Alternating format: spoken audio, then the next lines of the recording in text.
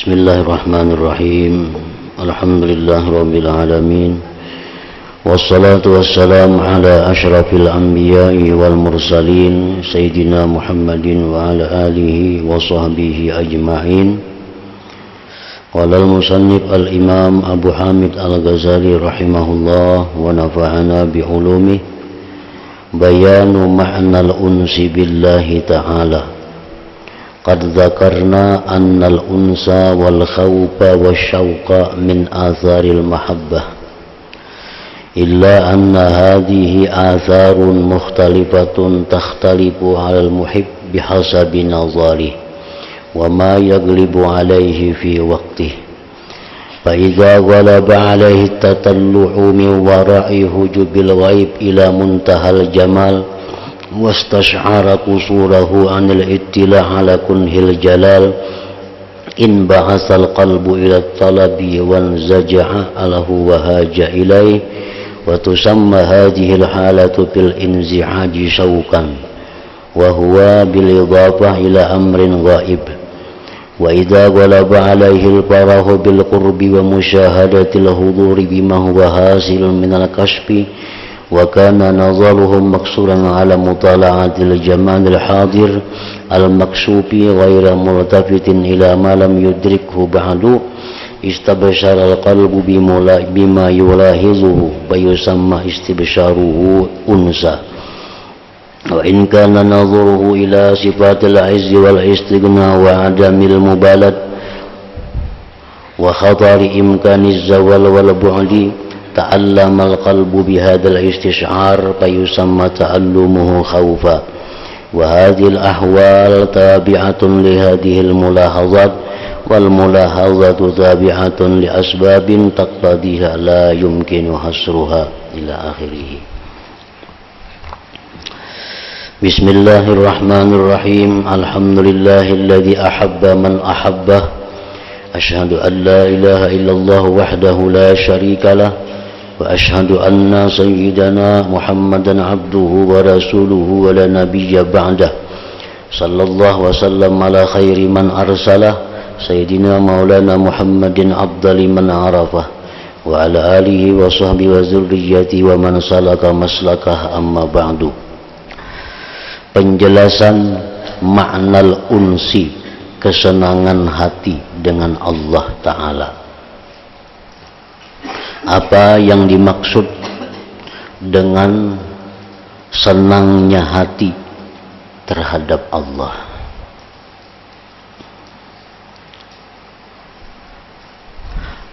Telah kami terangkan terdahulu bahwa kesenangan hati dengan Allah maksudnya takut kepada Allah dan rindu kepada Allah itu adalah termasuk dari pengaruh-pengaruh atau akibat-akibat cinta.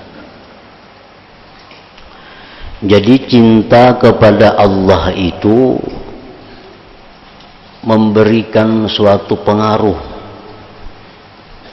Cinta kepada Allah itu mengakibatkan banyak hal. Orang yang cinta kepada Allah itu kadang-kadang hatinya senang dengan Allah, kadang-kadang hatinya ada takut kalau hubungan itu diputus oleh Allah, ada kalanya hatinya rindu kepada Allah. Jadi senang, rindu, takut terhadap Allah itu akibat daripada cintanya kepada Allah Subhanahu wa ta'ala.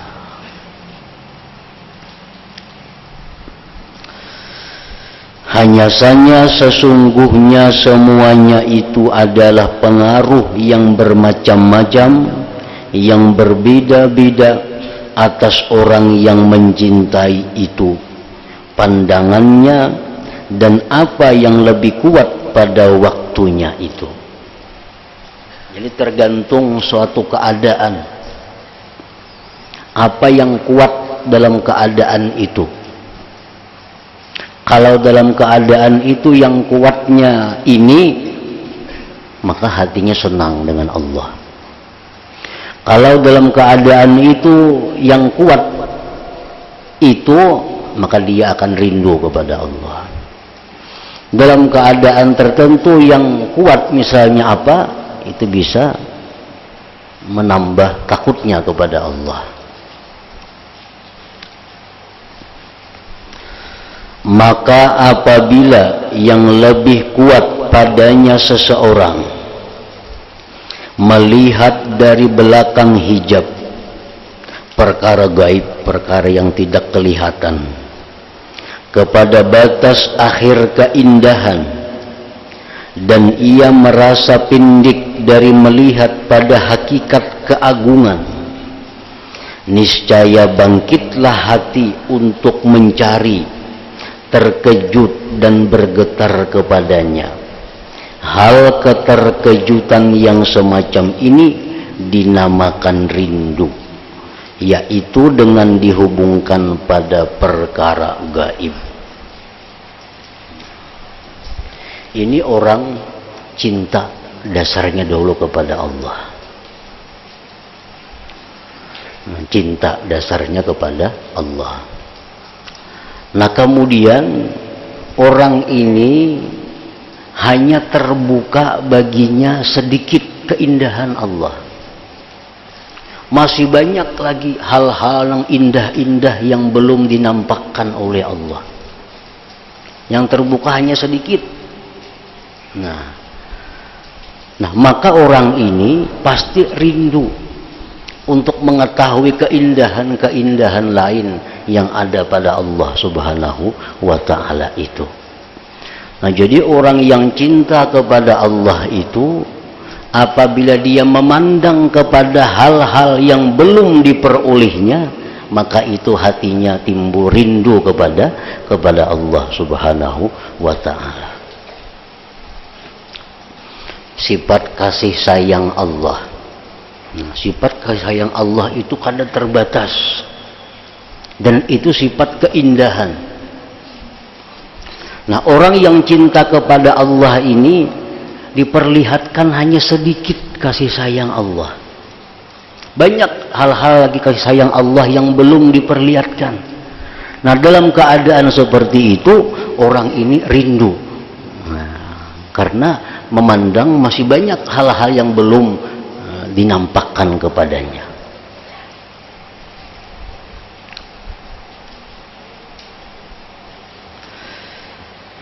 Dan apabila telah kuat padanya kegembiraan dengan rasa dekat dan menyaksikan kehadirannya dengan apa yang diperoleh dari kasyaf, dan adalah pandangannya terbatas pada penyaksian keindahan yang hadir yang terbuka, tidak menoleh kepada apa yang tidak diketahuinya, kemudian bergembiralah hati dengan apa yang diperhatikannya, maka dinamakanlah kegembiraan hati itu dengan al-uns atau kesenangan hati. Orang cinta kepada Allah, orang cinta kepada Allah, dia dibukakan oleh Allah keindahan Allah.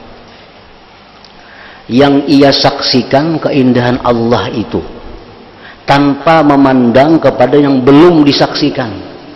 Nah, pandangan orang ini fokus kepada yang diperlihatkan Allah daripada keindahan. Hatinya kadang menoleh kepada yang belum dilihatnya, hanya fokus kepada yang dilihatnya. Nah, senanglah hati orang ini. Kesenangan hati itu disebut ngarannya al-unsu billah.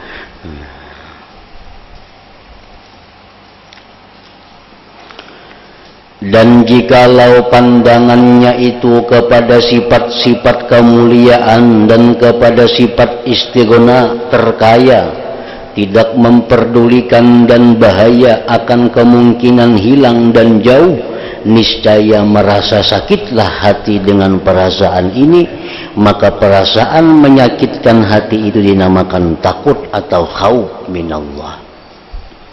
Orang yang cinta kepada Allah nih, amun tak pikirakan Allah ini maha kuasa, Allah ini sewaktu-waktu bisa menghijab aku, Allah ini sewaktu-waktu bisa jauh daripadaku, Allah ini sewaktu-waktu bisa mengusir aku. Nah, kalau orang cinta kepada Allah, pada waktu itu pikirannya ke sana, yang timbul dalam hatinya adalah takut kepada Allah Subhanahu wa ta'ala. Nah, jadi rindu, takut, senang hati itu buah daripada kecintaan kepada Allah. Dari mana kita memandang, disitulah timbulnya antara tiga tadi.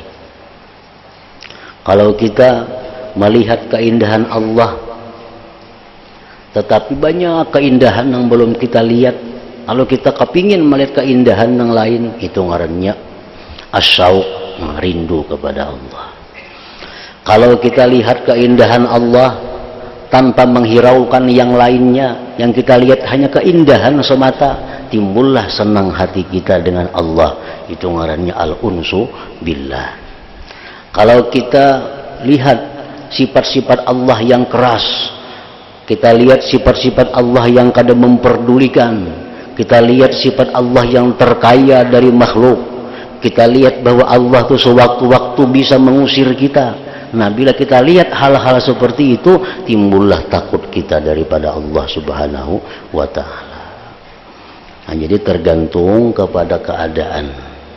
Keadaan itulah yang menuntut antara takut, senang hati, atau rindu kepada Allah Subhanahu wa ta'ala.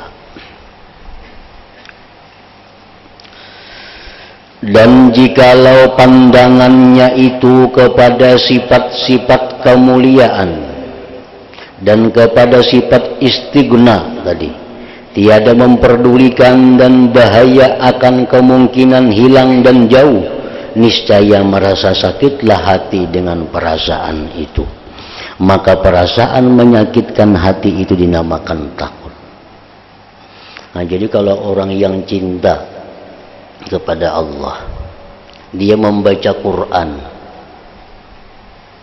Nah, waktu membaca Quran itu macam-macam ayat yang dibacanya, maka bermacam-macam perasaan yang timbul di hatinya. Bermacam-macam perasaan yang timbul di dalam hatinya.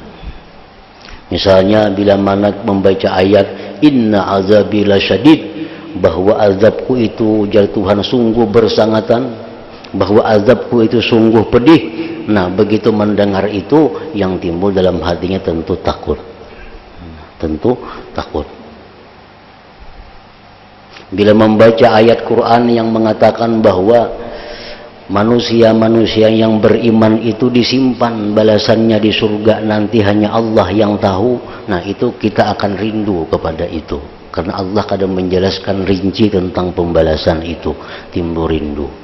Bila kita baca ayat-ayat Allah yang menerangkan Allah itu maha kasih, maha sayang, maha cinta, nah hati kita senang dengan Allah.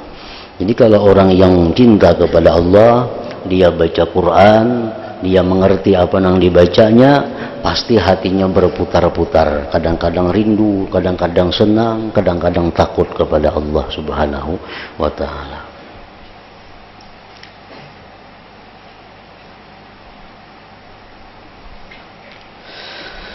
Keadaan-keadaan ini, takut, cinta, rindu, mengikuti pada perhatian-perhatian tersebut. Dari mana kita menyaksikan Allah, disitulah timbul perasaannya.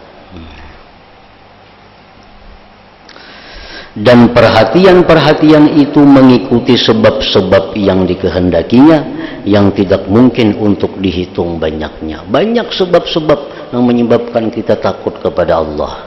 Banyak sebab-sebab yang mengakibatkan kita cinta kepada Allah. Itu kalau kita hitung sebab-sebab itu. Maka kesenangan hati dengan Allah itu artinya merasa gembira dan senangnya hati dengan memandang keindahan. Sehingga apabila telah kuat dan terlepas dari memperhatikan yang gaib, yang tidak ada daripadanya, dan apa yang akan datang kepadanya dari bahaya kehilangan, niscaya besarlah nikmat dan kesenangannya. Dan dari sini dilihat sebahagian mereka, di mana dikatakan kepada sebagian orang yang ma'rifat kepada Allah, apakah kamu orang yang merindukan Allah? Orang nang ma'rifat ditakuni, pian rindulah lawan Allah. Maka ia menjawab, tidak, kada rindu lawan Allah. Hanya saja rindu itu pada yang gaib, rindu itu pada nang kadada, rindu itu kepada yang kadada di hadapan. Maka apabila yang gaib itu telah hadir, yang tidak ada itu telah ada, maka kepada siapa dirindukan?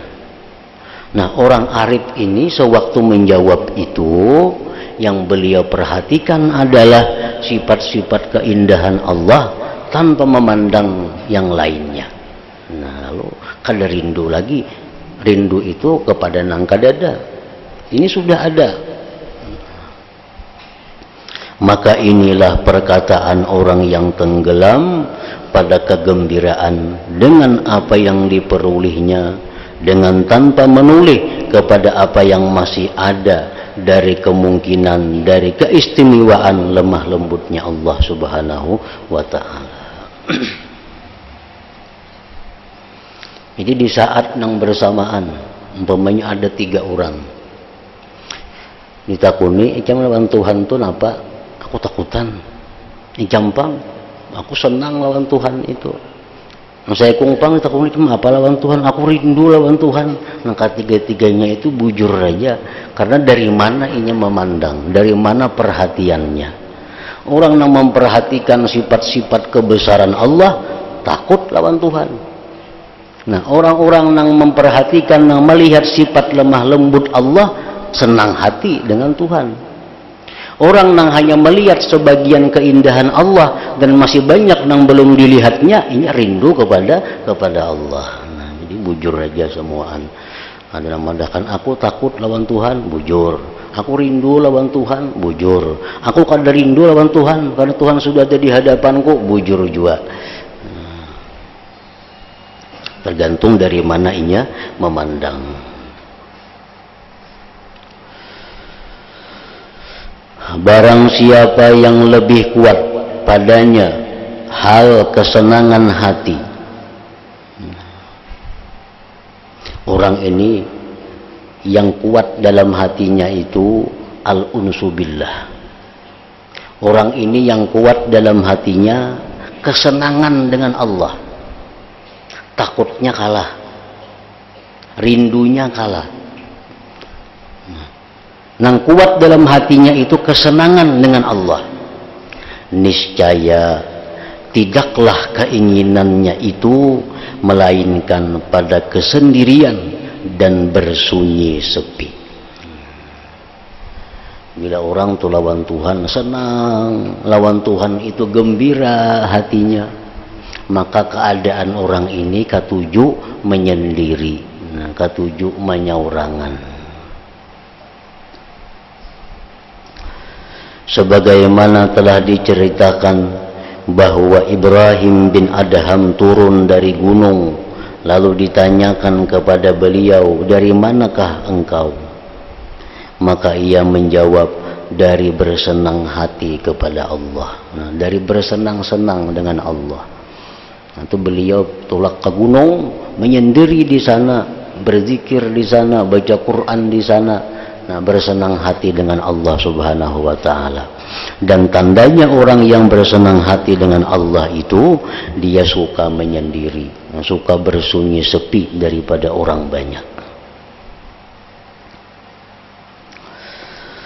Dan yang demikian itu karena kesenangan hati dengan Allah itu mengharuskan ia merasa liar dengan selain Allah, merasa bising dengan selain Allah. Kalau orang itu sudah kesenangan hati dengan Allah, inya merasa bising dengan selain Allah.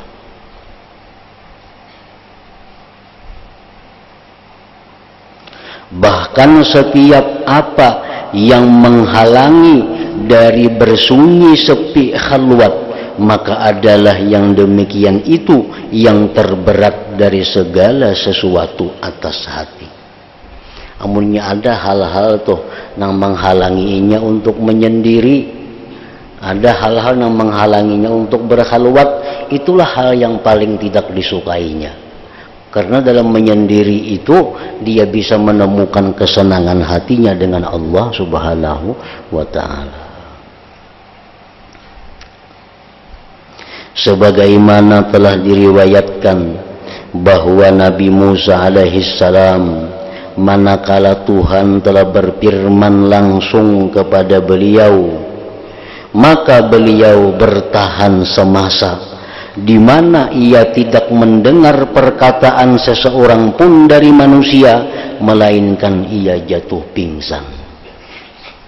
Nabi Musa sesudah berbicara langsung dengan Allah,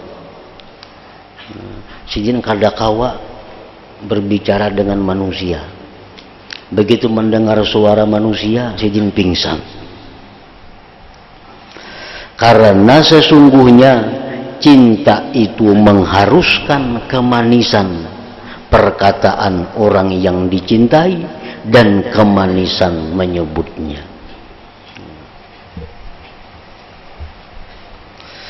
Maka keluarlah dari hati kemanisan yang lain dari yang dicintai.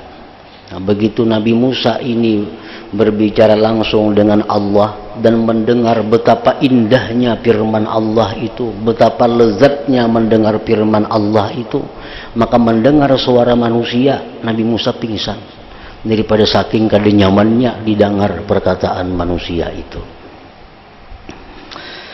Oleh karena itu telah diucapkan oleh sebagian ahli hikmah al-hukama dalam doanya, wahai zat yang menyenangkan hatiku dengan menyebutnya dan yang meliarkan hatiku dari makhluknya. Itulah kedudukan orang yang sudah senang hatinya dengan Allah Subhanahu wa ta'ala. Dan kesenangan hati dengan Allah seperti ini bukan menatap dalam hati 24 jam atau berhari-hari. Nah, itu berganti-ganti. Terkadang pada hari ini yang menunjuk dalam hatinya menyaksikan keindahan Allah. Nah, pada hari itu orang ini senang hatinya hanya dengan Allah, kada hendak bergaul, hendak menyendiri saja pada hari itu. Karena pada hari itu yang tampak di hatinya adalah keindahan Allah tanpa ada yang lain. Nah, di jam berikutnya atau di esok harinya orang ini bisa menjadi orang yang paling takut kepada Allah. Karena pada saat itu yang ia saksikan tentang keagungan, kebesaran, keperkasaan Allah. Nah, di jam yang berikutnya orang seperti ini bisa menjadi orang yang sangat rindu kepada Allah, karena yang dilihatnya adalah yang sedikit dari keindahan dan banyak di belakang itu yang belum dilihatnya. Nah, jadi keadaan-keadaan itu kada selalu tetap di dalam hati orang yang cinta kepada Allah Subhanahu wa ta'ala tadi.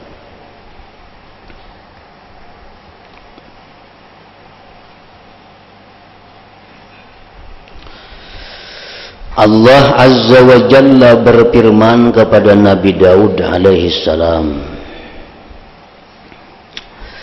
Ujar Tuhan kepada Nabi Daud, jadilah engkau bagiku orang yang merindukan dengan aku. Wahai Daud, engkau hendaknya orang yang rindu kepadaku. Engkau orang yang bersenang hati, dan dengan selain aku engkau orang yang liar hati. Nah, di sini Allah Ta'ala menyuruh Nabi Daud 3 hal. Pertama, "Jatuhan wahai Daud, hendaklah engkau orang yang rindu kepadaku." Nah, artinya apa? Allah menyuruh Nabi Daud bahwa ada keinginan untuk melihat hal-hal yang ada di belakang hijab sana yang belum diketahui, lalu menjadi orang yang rindu. Nah, dan yang kedua di situ Allah menyuruh Nabi Daud agar orang yang bersenang hati dengan Allah. Artinya Allah menyuruh Nabi Daud agar beliau itu pada satu saat hanya menyaksikan keindahan Allah tanpa ada yang lainnya. Nah, yang ketiga, Allah menyuruh Nabi Daud, "Hendaklah engkau menjadi orang yang liar hati dengan makhluknya." Kan hati ini tentram. Hati ini tentram apabila berada di dekat orang yang dia cintai. Nah, itu sudah fitrah. Kalau kita cinta kepada misalnya binatang piaraan, nah begitu binatang piaraan itu di dekat kita, hati kita tentram. Kalau kita cinta kepada suatu misalnya harta benda atau kendaraan, di waktu kita dekat dengannya, hati kita tentram. Kalau kita cinta kepada manusia, siapapun manusia itu, begitu kita ada dekat di sisinya, hati kita tentram. Nah, kalau yang kita cintai ini adalah Allah Subhanahu wa ta'ala, maka begitu kita sebut namanya, hati kita akan tentram. Alladzina amanu wa tasma'innu qulubuhum bi dzikrillah. Orang-orang yang beriman itu akan tentram hatinya apabila disebut nama Allah Subhanahu wa ta'ala. Seseorang bertanya kepada Rabi'atul Adawiyah, "Dengan apakah engkau memperoleh kedudukan ini?" Rabi'ah berkata, "Dengan meninggalkan apa yang tidak bermanfaat bagiku, dan dengan kejinakanku kepada Tuhan yang Maha Kuasa." Kejinakan itu artinya dengan senangnya hati, tentramnya hati kepada Tuhan yang Maha Kuasa. Abdul Wahid bin Zaid berkata,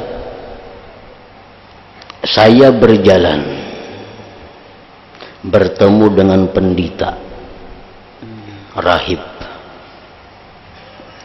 Lalu saya bertanya kepadanya, 'Wahai pendeta, sungguh menakjubkanku akan kesendirianmu.'" Nah, pendeta ini berada di tengah hutan belantara, di situ ada gubuk. Nah, dalam itu ada pendeta. Nah, berzikir raja pendeta ini. Lalu ujar Abdul Wahid bin Zaid, "Aku takjub melihat engkau ini sendiri."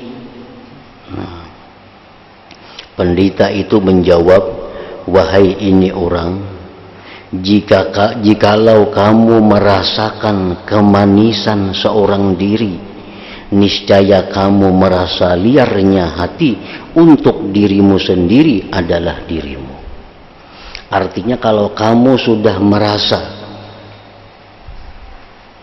kemanisan sendiri, niscaya kamu akan liar dengan orang lain, bahkan kamu liar dengan dirimu sendiri.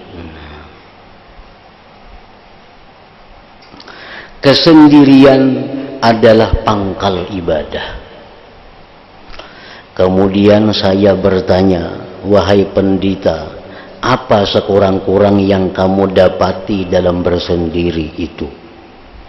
Pendeta itu menjawab, "Kelapangan dari berkelilingnya manusia dan selamat dari kejahatan mereka." Dengan aku menyaurangan ini, aku selamat kada dihurung orang, dan aku selamat dari kejahatan mereka. Saya bertanya lagi, "Wahai pendeta, kapan seseorang hamba itu merasakan manisnya jinak dengan Allah Ta'ala?" Kapan manusia itu merasakan manisnya kesenangan hati dengan Allah Ta'ala? Nah, pendeta itu menjawab, ketika bersihnya kasih sayang dan ikhlasnya pergaulan dengan Allah, maksudnya. Begitu cinta kita ini ikhlas bergaul dengan Allah, nah disitulah kita akan merasakan manisnya kejinakan hati dengan Allah. Saya terus bertanya, dan kapankah bersihnya kasih sayang itu? Ia menjawab, apabila telah berkumpul cita-cita, maka jadilah satu cita-cita dalam ketaatan. Nah, dalam ketaatan itu jangan macam-macam cita-cita, jangan banyak, kumpulkan hanya satu cita-cita, yaitu mengharapkan keridaan Allah Subhanahu wa Ta'ala. Bila mana dalam ketaatan itu hanya kita harapkan satu keridaan Allah, nah di situ kita akan mendapatkan kasih sayang yang bersih dari Allah Subhanahu wa Ta'ala. Sebagian orang ahli hikmah berkata, suatu keajaiban bagi makhluk bagaimana mereka menghendaki ganti dari engkau. Artinya aneh kalau makhluk itu minta ganti selain Allah. Suatu keajaiban bagi hati bagaimana hati itu jinak dengan selain engkau ya Allah, meninggalkan engkau ya Allah. Artinya hati ini sangat aneh kalau hati ini kada jinak dengan Tuhan. Sangat aneh kalau hati ini bisa berpaling daripada Allah Subhanahu wa Ta'ala. Nah, jikalau kamu bertanya, apakah tanda jinak hati itu? Nah, apakah alamat jinak hati itu kepada Allah Subhanahu wa Ta'ala?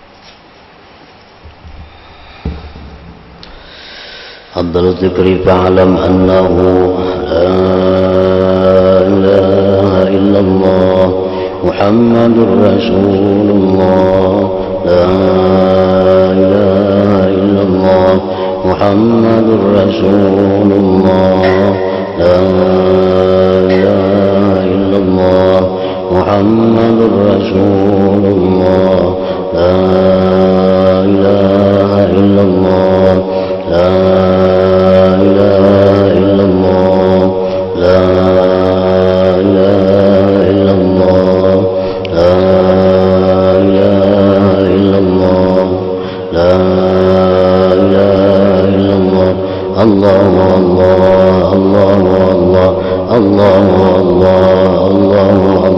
الله الله الله الله الله الله الله الله الله الله الله الله لا إله إلا الله محمد رسول الله لا إله إلا الله محمد رسول الله لا إله إلا الله محمد رسول الله لا إله إلا الله الفاتحة إلى حضرة النبي عليه وسلم.